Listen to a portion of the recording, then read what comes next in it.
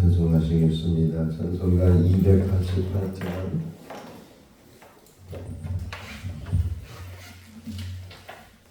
찬송가 288장입니다. 예수를 나의 구주 삼고 성령과 피로서 거듭나니 이 세상에서 내 영혼이 하늘의 영광 누리도다. 이것이 나의 간증이요 이것이 나의 찬송일세. 나 사는 동안 끊임없이 구주를 찬송하리로다.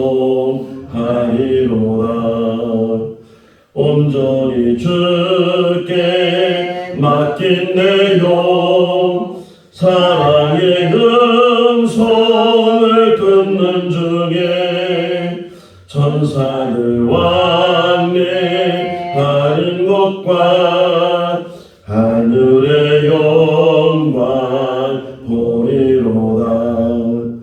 이것이 나의 간증이요 이것이 나의 찬송일세. 나 사는 동안 끊임없이 구주를 찬송하리로다. 주 안에 기쁨 누림으로 마음의 풍랑이 잔잔하니 세상만하는 감동 없고 구속한 주만 보이도다. 이것이 나의 간증이요 이것이 나의 찬송일세. 나 사는 동안 끊임없이 구주를 찬송하리로다.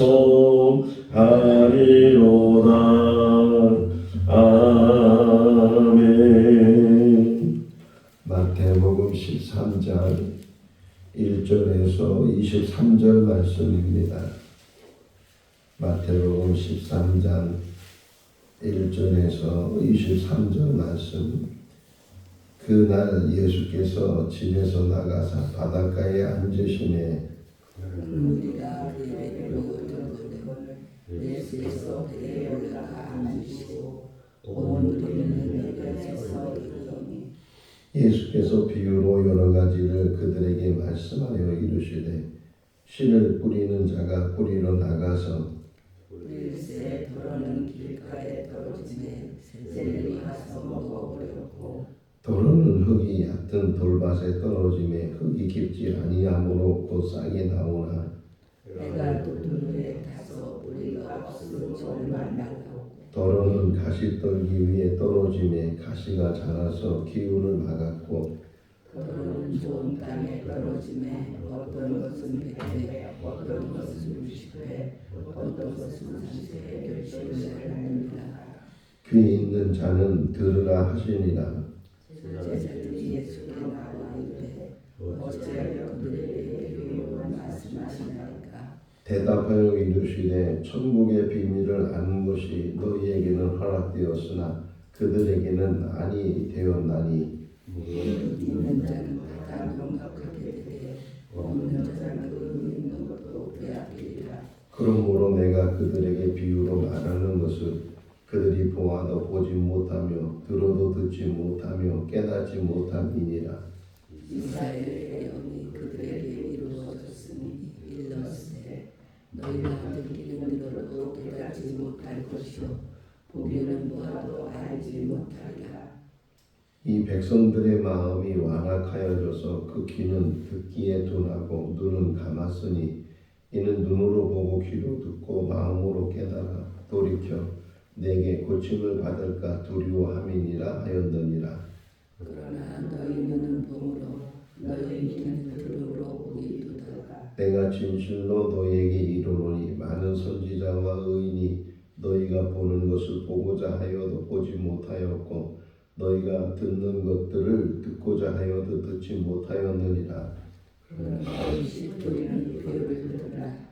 아무나 천국 말씀을 듣고 깨닫지 못할 때는 악한 자가 와서 그 마음에 뿌려진 것을 빼앗나니 이는 곧 길가에 뿌려진 자요 돌밭에 뿌려졌다는 것은 말씀을 듣고 즉시 기쁨으로 받되 그 속에 뿌리가 없어 잠시 견디다가 말씀으로 말미암아 환난이나 박해가 일어날 때에는 곧 넘어지는 자요 가시떨기에 뿌려졌다는 것은 말씀을 들으나 세상의 염려와 재물의 유혹에 말씀이 막혀 여실하지 못하는 자요. 같이요 좋은 땅에 뿌려졌다는 것은 말씀을 듣고 깨닫는 자니 결실하여 어떤 것은 100배 어떤 것은 60배 어떤 것은 30배가 되었느니라 하시더라. 아멘. 할렐루야.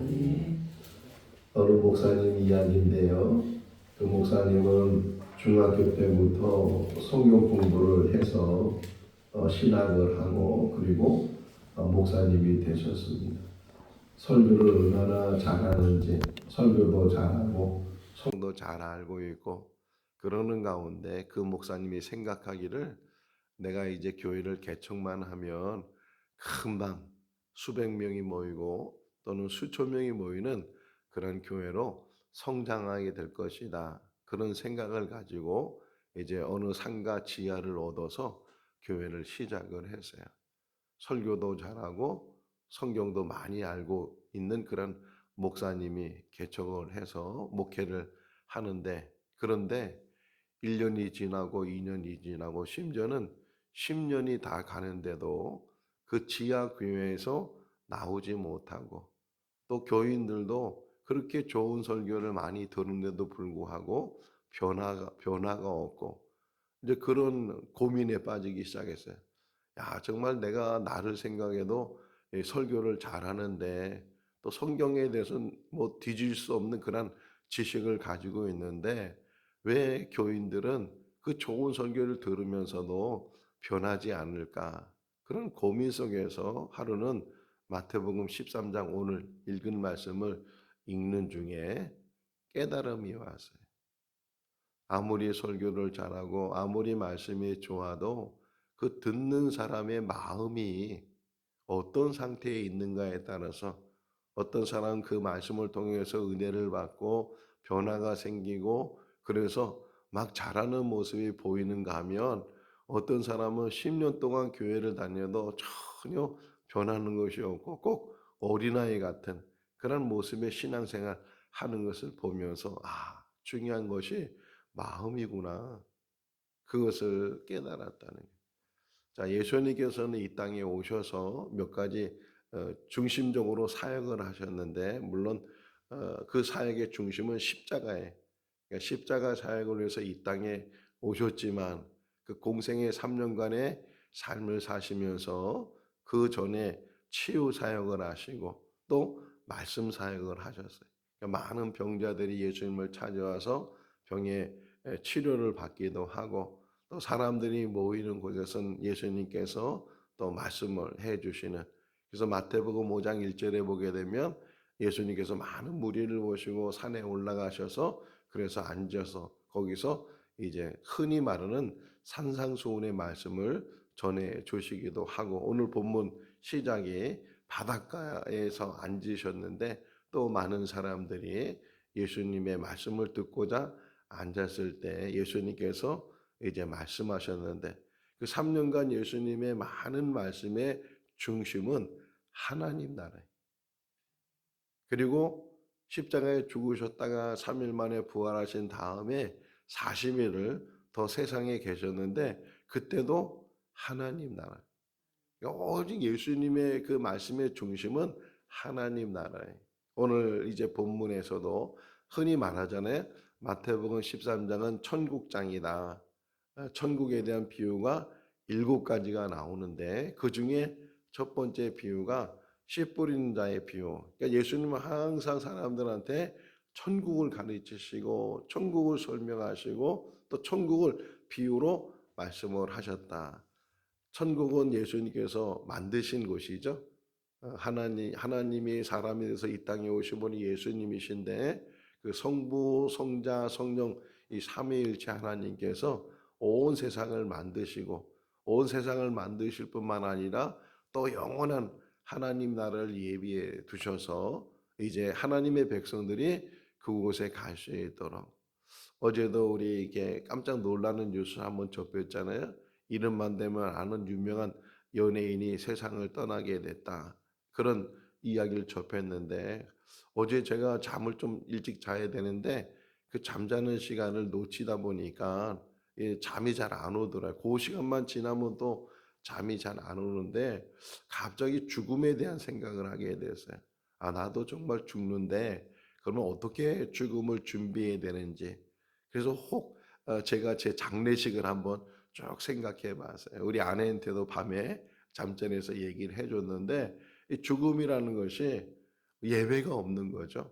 어느 누구든지 언젠가는 찾아오는 거, 불쑥 찾아올 때도 있고 때로는 죽음을 준비하면서 죽음을 맞이하는 그런 사람들도 있을 텐데 할 수만 있다면 우리들이 죽음에 대해서도 한번 우리가 잘 말씀을 들어야 되고 또 이제 교육을 받아야 되고 요즘은 웰다잉 이야기를 많이 하잖아요. 잘 죽는 것. 웰다잉이 웰빙이에요. 그러니까 전에는 웰빙, 뭐 먹는 거, 운동하는 거 이거에 굉장히 관심이 많았고 유기농을 먹어야 된다. 농약 없는 음식을 먹어야 뭐 이런 얘기를 많이 했지만 그러다 보니까 정말 웰빙이 뭐냐? 웰다잉. 이 죽음에 대해서 잘 우리가 교육을 받고 죽음을 잘 준비했을 때 삶 자체도 우리가 더 값지게 살 수 있고 건강하게 살 수 있다. 이제 그런 교육을 하게 되는데 이게 교회 안에서도 많이 교육이 돼야 돼. 터부라는 말이 있잖아요. 터부라는 말은 금지란 뜻이에요. 사람들에게 늘 터부되는 것 중에 하나가 죽음이에요. 그래서 다른 사람의 죽음에 대해서 얼마든지 우리가 말하고 생각하는데 자기의 죽음에 대해서는 말하는 게 두려운 거예요. 근데 실제적으로 우리는 다 이것을 한 번은 경험해야 될 그러한 준비돼야지 뭐든지 그렇잖아요. 뭐든지 준비가 돼야 잘 그 모든 일을 잘 풀어나갈 수 있는 것처럼 죽음 역시도 마찬가지. 근데 죽음이 끝나는 것이 아니고 계속 강조하지만 우리에게는 영원한 나라가 준비되어 있고 할렐루야. 천국이 있는 줄로 믿습니다. 예수님은 그것 때문에 오셨거든요. 그 천국을 전해주시기 위해서 천국에 초청하기 위해서. 그런데 예수님이 오늘 말씀을 보게 되면 천국을 만드시고 천국을 초청하는데 다 그곳으로 뭐 살아오면 다 그곳으로 뉴 에이지 운동이라는 게 있었어요. 요즘은 잘 그 말을 안 하죠. 이게 하나의 종교였어요. 근데 뉴 에이지 운동 중에 하나가 뭐냐면 모든 사람들은 죽고 나서 다 천국에 간다는 거예요. 근데 성경 그렇게 안 가르치잖아요. 예수를 구주로 영접하고 거듭난 사람, 하나님께서 하나님 나라 생명체의 그 이름을 기록한 사람, 그런 사람만이 천국에 들어가게 된다고 말씀하고 있어요. 어쨌든 이 죽음을 이기는 것을 예수님이 우리에게 보이셨는데 천국이 있다는 것을 가르쳐주고 천국에 가는 방법, 내가 길이요 진리요 생명이니 나로 말미암은 잠깐은 아버지를 갈 자가 없느니라 말씀하신 것처럼 천국에 가는 길은 딱 하나의 길인데 예수를 만나는 거예요.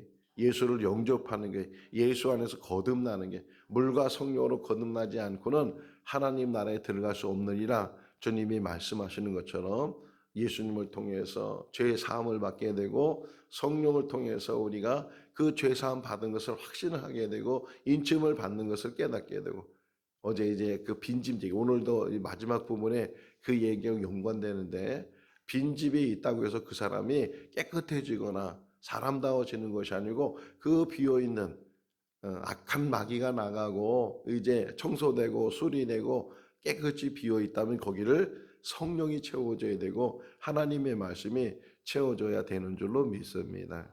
오늘 13장 이 천국 비유를 우리가 들으면서 많이 들은 이야기지만 잘 깨달아야 되고 항상 말씀은 신명기 5장에 보게 되면 모세가 이런 말을 해요. 우리에게 주어진 하나님의 말씀은 우리 조상에게 준 것이 아니고 우리 곧 살아있는 우리에게 주신 것이다. 2000년 전에 예수님의 이야기지만 2000년 전에 예수님의 이 이야기가 지금 이 순간 이 자리에서 우리에게 전해주신 그런 이야기로 들려줘야 되고 깨달아야 될 줄로 믿습니다. 지금 이 씨 뿌린 자의 비유는 처음에 말씀드린 것처럼 마음을 이야기한다 했죠. 마음. 이거보다 더 많은 마음의 종류가 있는데 그냥 주님께서는 4가지 종류로 그냥 말씀을 하셨어요.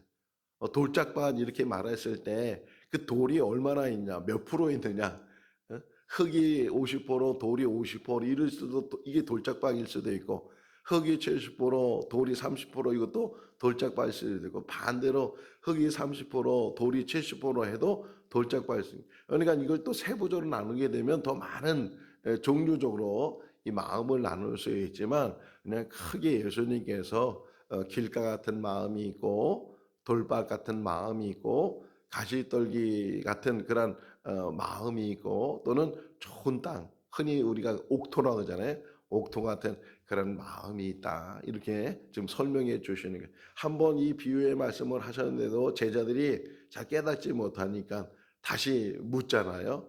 예수님 비유가 너무 어렵습니다. 그 말을 잘 이해를 못하겠습니다. 그래서 여기 2번 나오잖아요. 한 번은 그냥 사람들에게 비유로 천국에 대해서 말씀하신 그 씨 뿌린 자의 비유라면 그걸 좀 더 구체적으로 제자들이 물으니까 구체적으로 그 비유를 설명해 주는 그런 이야기. 그래서 길게 지금 23절까지 우리가 말씀을 읽었는데 2번 반복되는 그런 이야기를 보게 돼. 자, 씨 뿌리는 자가 뿌렸어요. 흔히 이거를 방법을 뭐라 그러면 파종한다 그래, 파종.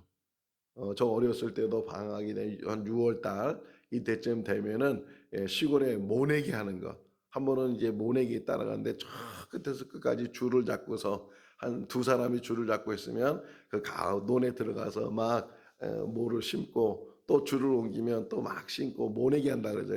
그러다가 그냥 나오다 보면 막 거머리가 막 붙어 있어 놀래기도 하고 막 그런 경험이 있는데 우리는 이렇게 모내기 먼저 뭐를 이제 벼씨를 이제 다른 곳에서 심어서 어느 정도 자라게 한 다음에 그거를 나눠서 심게 되는데 옛날 2000년 전이잖아요.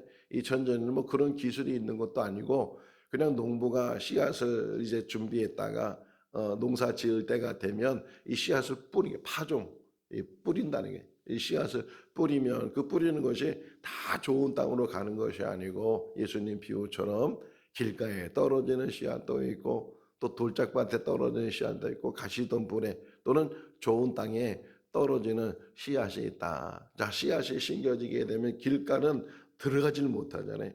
아무리 씨에 생명이 있다 할지라도 그 환경이 맞아야 몇천 년 전에 이제 피라미드 안에다가 둔 곡식이 있었는데 그 곡식을 고고학자들이 이제 발견하고서 한번 이게 정말 싹이 날까? 열매가 맺을까? 그래서 몇천 년 동안 그 항아리에 담겨있던 씨앗인데 그것을 정말 땅에 심고 환경을 만들어 주니까 거기에 정말 싹이 났다는 거예요.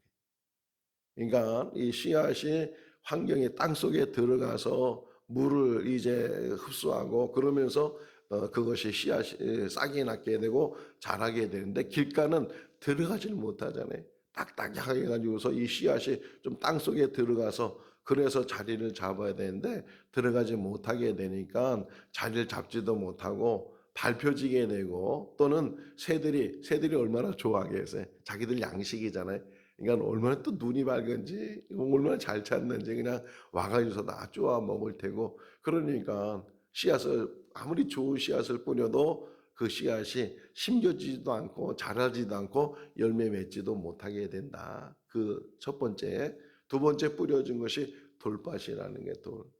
그러니까 물론 흙이 있잖아요. 얼마나 있는지 모르지만 흙이 어느 정도 있다 보니까 그 흙 속으로 씨앗이 들어가서 그래서 싹이 나게 되고 조금 자라게 되는데 그런데 그 돌이 자꾸만 이 뿌리를 내리지 못하게 하고 자라지 못하게 하니까 그런 것 때문에 여기 이제 이 2번째는 설명한다 그랬잖아요. 그 2번째는 이제 복음을 이제 들으면 조금 믿는 것처럼 기쁨을 맛보고 그러다가 조금 박해가 생기고 어려움이 생기게 되면 그 가지려고 했던 그 신앙을 금방 버려버리게 되고 금방 신앙이 죽어지는 그런 종류의 사람인데 마음이 그런 마음이 돌짝밭이 있는 마음이 가시덤불도 마찬가지. 가시덤불은 위에서 못 자라도록 밑에는 흙이기 때문에 좀 자라게 되고 뭔가 이게 좀 자라나 싶더니만 더 자라야. 제가 한번 미국에 살면서 옥수수를 심은 적이 있어요. 옥수수가 싹이 안 나는 거예요. 그렇게 물을 줬는데도 이게 그러다가 어느 날부터 이제 조금씩 올라오는데 너무 이게 신기한 거예요. 그런데 뭐 올라온 데서 금방 옥수수가 열리는 것이 아니고 그게 제 키만큼 자라야 그래야 그때부터 이제 옥수수가 열리게 되는데 제가 깨달았어요. 야, 이거 농사 짓는 것보다 돈 주고 사 먹는 게 더 싸겠다. 그런 것도 깨닫게. 어쨌든 이게 자라야 되는데 가시덤불이 막으니까 이 세상의 유혹이나 재물의 이 유혹이 이 사람을 이제 더 이상 자라지 못하도록 열매 맺지 못하도록 그렇게 막으니까 결국은 열매를 못 맺는. 씨를 뿌리는 이유는 뭐예요? 열매를 맺기 위해서. 그래서 그냥 자란다고 해서 그것이 좋은 것이 아니고 자라고 난 다음에 열매를 맺어야 되는데 이 가시덤불에 뿌려진 씨앗까지도 열매를 맺지 못한다. 그러면서 하나 더 말씀하시는 것이 좋은 땅에 그 씨앗이 심겨지게 되면 물론 다 똑같이 열매를 맺어지는 게 아니잖아요. 어떤 거는 100배의 열매를, 어떤 거는 60배의 열매를, 어떤 거는 30배의 열매를 맺게 된다. 중요한 것은 열매가 맺어져야 되는데 그 열매가 맺어지는 마음이 좋은 땅, 옥토와 같이 마음이 기경되어 있어야 된다. 우리가 흔히 이제 전에 있던 교회를 가리켜서 논두렁교회, 논두렁교회 이렇게 이야기를 하는데 논을 지나야 교회를 갈 수 있잖아요. 그래서 1년 이상 그것을 다니면서 보면 농사 짓는 걸 1년 동안 다 보잖아요. 겨울에는 그 땅을 그냥 묻혀뒀다가 봄이 되고 정말 농사철이 되기 시작하면 그때부터 농부가 바쁘기 시작하는데 우선은 제일 중요한 게 뭐예요? 씨를 그냥 뿌리지 않고 땅을 기경을 하잖아요. 뒤집어 엎어버리면서 그리고 이 굳어 있는 땅, 메말라 있는 땅 막 엎어버리고 거기다 물을 담궈주고 또 뭐 비료나 이런 것들을 미리 다 줘서 영양분을 다 취할 수 있도록 다 이렇게 만든 다음에 그런 다음에 이제 모내기를 하든지 뭐 밭에 씨앗을 뿌리든지 그렇게 하는 것처럼 우리가 하나님의 말씀은 정말 생명의 말씀이고 그 말씀을 우리가 들어야 되는데 그 말씀을 들을 수 있는 그 말씀을 담을 수 있는 이 그릇과 같은 이 마음이 어떤 상태인가 하는 것이 중요하다는 게 어느 목사님 설교가 지금도 기억나는데 그분 설교 중에 우리가 신앙생활을 잘 하려면 스폰지와 같아야 된다 이렇게 설명을 하더라고요. 뭐와 같아야 된다고요? 스폰지. 스폰지는 물에 담그자마자 그냥 물을 확 빨아들이는 것처럼 하나님의 말씀을 들을 때마다 막 그 말씀이 막 우리 마음에 담겨지고 막 그 말씀의 은혜가 되고 그런 흡사는. 그래서 정말 그 중에 하나 이제 설명하는 게 뭐냐면 그렇게 스폰지와 같은 성도의 특징이 뭐냐? 아멘을 잘한다는 거예요. 할렐루야. 다시 아멘 소리가 시작되고 커지기 시작했어요. 근데 실제 그래. 실제로 자기도 모르게 아멘이 나오는 거예요. 아멘, 아멘, 아멘이 나오고 그 아멘 속에서 깨달음이 생기고 그 아멘 속에서 말씀을 받아들이니까 그 말씀이 막 은혜가 되고 무슨 말씀을 듣든지 말씀 안에서 그냥 너무 즐겁고 행복하고 우리 김연아 권사님요 새벽 예배 드리고 나서 또 집에 가서도 또 그 모자라 가지고서 영상으로 또 한 번 보고 두 번 보고 막 그러신다는 게 행복하잖아요. 뭐 모르는 말씀 듣는 것도 아니고 처음 듣는 말씀도 아니고 그렇게 잘 아는 말씀이고 듣는 말씀인데 이 마음이 열려지게 되고 마음이 기용되고 사모하는 마음을 갖게 되고 옥토처럼 좋은 땅처럼 마음이 벌써 이 준비되다 보니까 하나님의 말씀이 심겨질 때마다 막 은혜가 되고 힘이 되는 거예요. 다시금 회복되는 그런 은혜가 있는 것처럼 마음이 얼마나 중요한가. 자, 이 비유 속에서 예수님 말씀하지 않았지만 길가 같은 그런 마음이 기용될 수 있을까요? 없을까요? 있죠. 좀 힘들지만 아주 힘들지만 있단 말이에요. 그러니까 중요한 게 뭐예요? 기경해야 된다는. 에스겔서를 보게 되면 에스겔서에 우리의 굳어져 있는 마음 여기 이 마음, 바위 같은 마음, 딱딱한 마음, 그런 마음을 주의 성령이 임하시게 되면 부드러운 마음으로, 새 마음으로 변화시켜 주신다는 거예요. 그래서 성령 받으라는 거예요. 성령이 뭐 하는 거예요? 마음을 기경시켜 주는 거예요. 마음을 변화시켜 주는 거예요. 마음을 새롭게 해 주는 거예요. 아무리 길 것 같다 할지라도, 물론 너무 힘든 일이지만, 제 기억나는 것 중에 하나가 있어요. 탈무드에 나오는 이야기인데요. 탈무드에 이런 이야기가 나와요. 어떤 이야기냐면, 아버지가 이제 죽을 때가 다 됐는데 아들이 하나 있는 거예요. 근데 아들이 얼마나 게으른지 일도 안 하고 무의도식하고 그런 아들인데 걱정이 태산이, 내가 죽으면 저 아들 어떻게 사는가, 그런 걱정이 태산이. 그러다가 이제 죽을 때가 다 되니까 그 아버지가 아들을 불러서 아주 정말 진실하게 그 아들한테 얘기해. 아들아, 내가 조금 있으면 이제 죽게 될 텐데 너한테 유산을 물려주고 싶다. 유산이라니까 눈이 번쩍 떠지게 되고, 그것만 있으면 평생 그냥 무의도식하면서 놀고 먹고 일 수 있으니까 눈이 번쩍. 그러니까 그 아버지 말에 귀를 쫑긋 하니까, 내가 너 몰래 우리 여기 집 뒤에 있는 저 큰 밭에다가 보물을 숨겨놨어. 보물을. 그걸 너한테 유산으로 주겠다. 그러고서 아버지가 죽었어. 그러니까 이 아들은 보물을 찾아야 돼. 그래가지고서 그 돌짝밭 그 밭에 그냥 보물 찾으려고 막 여기 뒤지고 저기 뒤지고, 뭐 돌이 있으면 돌을 치워버리고, 계속 그 사람은 뭘 찾는 거 지금? 보물 찾는다고 계속. 근데 그렇게 다 읽었는데도 보물은 안 나왔어요. 근데 그 땅이 돌밭에서 옥토로 변했다는 거예요. 할렐루야. 우리 마음이 변해야 돼. 말씀도 중요하지만 내 마음이 굳어져 있는 것, 내 마음의 돌짝밭이 막 심겨져서 이 심을래야 심을 수도 없는 그런 마음들, 이런 마음들 계속 제거하는 게. 그래서 회개가 뭐예요? 회개가 바로 그 작업이에요. 그 작업. 회개한다는 게 자꾸만 내 안에 있었던 이 부정적이고 내 안에 있었던 이거 세상적이고 옛 것들, 이런 것들을 자꾸만 집어내고 집어 던지고, 그렇게 자꾸만 내 마음에 기경을 하고 막, 그래서 옥토로 만드는 그러한 일들을 성령이 하실 뿐만 아니라 내가 그렇게. 왜 교회에 나와서 기도하는 거예요? 기도할 때 가장 많이 하는 게요, 마음 고치는 거예요. 마음 고치. 마음만 고쳐주면 나머지는 하나님이 책임주셔요. 이 정도로 어떻게 설명하냐면, 하나님은 내가 말하기 전에 내 말을 아시는 분이시다. 내가 생각하기 전에 내 생각을 아시는 분이 하나님이시다. 그러니 그 나를 다 아시는 분이시니까 준비만 되면, 담을 그릇만 준비만 되면, 마음이 준비만 되면 거기에 채우시는 분은 하나님이시라는 거예요. 아무리 돌이 많아도, 아무리 그것이 치울 때는 힘들지만 치우고 나면 그것이 변화되잖아요. 또 가시덤불도 마찬가지예요. 요즘은요, 낫이 좋아가지고서 낫을 그냥 치우면 다 되고, 뭐 요즘은 다 제거할 수 있는 것들이 얼마나 많이 좋은 것들이 많이 있어요. 혹시나 나의 마음을 가로막고 늘 부정적인 그런 마음을 갖게 하고 세상의 유혹에 빠져. 한번 보세요. 가시덤불이 어떤 이야기인가? 22절이에요. 22절 읽어볼까요?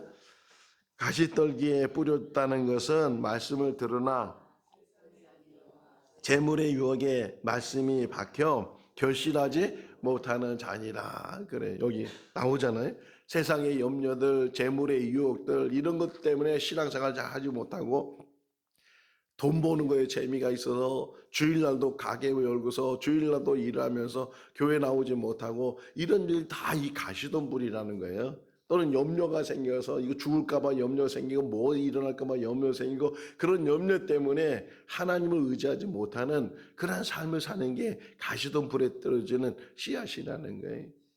자, 그런 것들 다 제거하고, 다 없애고, 돌도 제거하고, 가시덤불도 제거하고, 길가 같은 것도 다 잃어가지고 힘들지만 그걸 다 제거하고, 그래서 마음만 옥토로 만들게 되면 그때부터는 놀라운 역사가 일어나게 되는 줄로 믿습니다. 자, 그런데 중요한 게 뭐냐?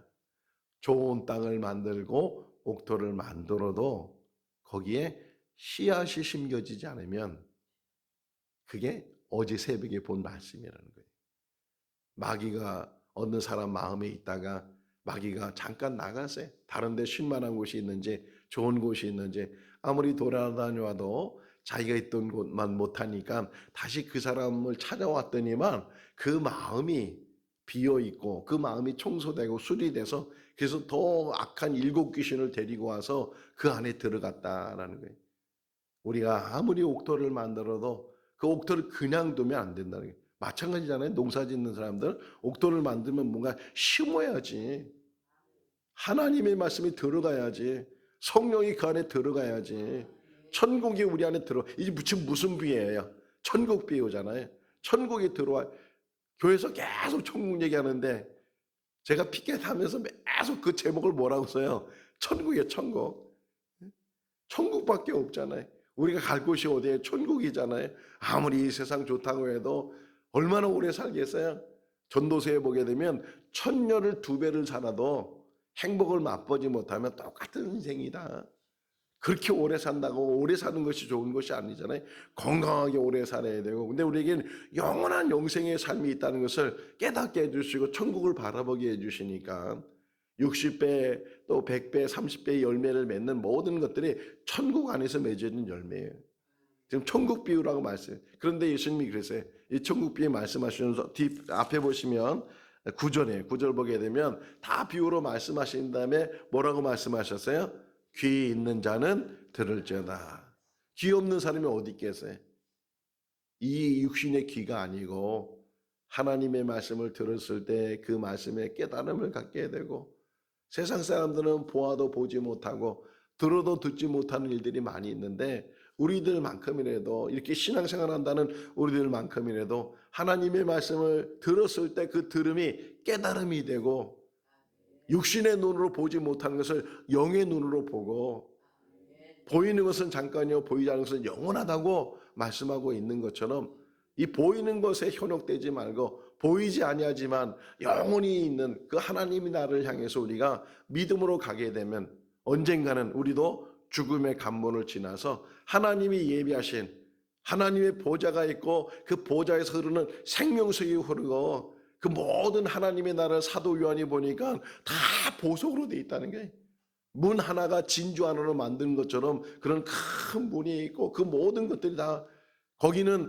해도 필요 없고 달도 필요 없고 하나님이 빛이시고 예수 그리스도가 등불이 되시고 그 영원한 나라 생명수 흐르는 나라 영원히 하나님을 찬양하고 모든 사람들이 하나님 앞에 경배하는 그런 영원한 하나님 나라가 우리 가운데 준비되어 있는 줄로 믿습니다. 천국을 말씀을 들으면서 이 말씀의 은혜가 되고 내 마음을 기경하고 내 마음에 다시금 새로운 좋은 땅을 만들고 그러면서 이 말씀 안에서 그 기쁨을 갖고 이 말씀 안에 회복의 역사가 일어나게 된다면 그것이 바로 천국이에요. 천국이 여기 있다 저기 있다 말하지 말고 너희 안에 있느니라. 우리가 갈 천국도 있지만 미리 온 천국이 있어요. 그게 하나님이 계신 곳, 예수 그리스도를 영접한 사람, 성령이 임한 사람, 여기는 벌써 천국이 임한 줄로 믿습니다. 천국을 향해서 가고 천국을 소유하면서 하루를 믿음으로 살아가는 우리 모두가 다 될 수 있기를 주님의 이름으로 축원합니다. 기도하겠습니다. 사랑이 많으신 하나님 아버지, 한 주간도 지켜주시고 은혜 가운데 인도하여 주신 것 감사합니다. 마태복음 13장은 천국 비유의 말씀들이 7가지가 나오는데 하나님 아버지 이 말씀을 깨닫는 은혜를 베풀어 주시옵소서. 아무리 좋은 말씀이 날지라도 깨닫지 못하면 또 자기 것이 되지 못하면 그것이 무슨 소용이 있겠습니까? 좋은 밭에 떨어진 씨앗처럼 100배, 60배, 30배 열매가 맺히는 것처럼 아버지 우리에게도 은혜로 도와여 주시옵소서. 말씀을 들을 때마다 스폰지처럼 그 말씀을 받게 하여 주시고 아멘이 회복되게 하시고 아멘으로 받을 수 있도록 역사하여 주시옵소서. 마음의 기쁨을 회복할 수 있도록 하나님 감사를 회복할 수 있도록 천국을 회복할 수 있도록 천국이 우리 안에 임하신 것을 깨달을 수 있도록 믿음을 도와여 주시옵소서. 오늘 하루의 삶을 지켜주실 간절히 바라고 원합니다. 또 내일은 우리 교회가 창립 2주년을 맞이하게 됩니다. 아버지 입당 감사의 임증 예식을 또 거행하려고 합니다. 하나님 영광 받아 주시옵시고 우리 모든 감사가 넘치는 귀한 시간 되게 하시고 또 은혜로 하나님 모든 아버지 이제 예배를 붙들어 주시옵시며 특별히 임직하는 귀한 종들 엎드리게 하여 주시옵소서, 낮아지게 하여 주시옵소서, 겸손을 배우게 하여 주옵소서. 하나님의 일꾼, 교회의 일꾼, 성도들의 일꾼이 되게 하시고 늘 본을 보이시는 귀한 삶이 되게 하여 주시옵소서. 순서 맡으신 모든 분들에게도 영역을 도와여 주시고 하나님 말씀에 붙들리게 하여 주시고 모든 순서 위에 하나님의 영광만이 드러나게 하여 주시옵소서. 오늘 함께 모여서 이제 내일을 준비할 때 성도들의 기쁨 있게 하시고 즐거움을 가지며 귀한 만남을 갖는 시간이 되게 하여 주시옵소서. 감사하고 예수님의 이름으로 기도하옵나이다. 아멘. 마쳤습니다. 자유롭게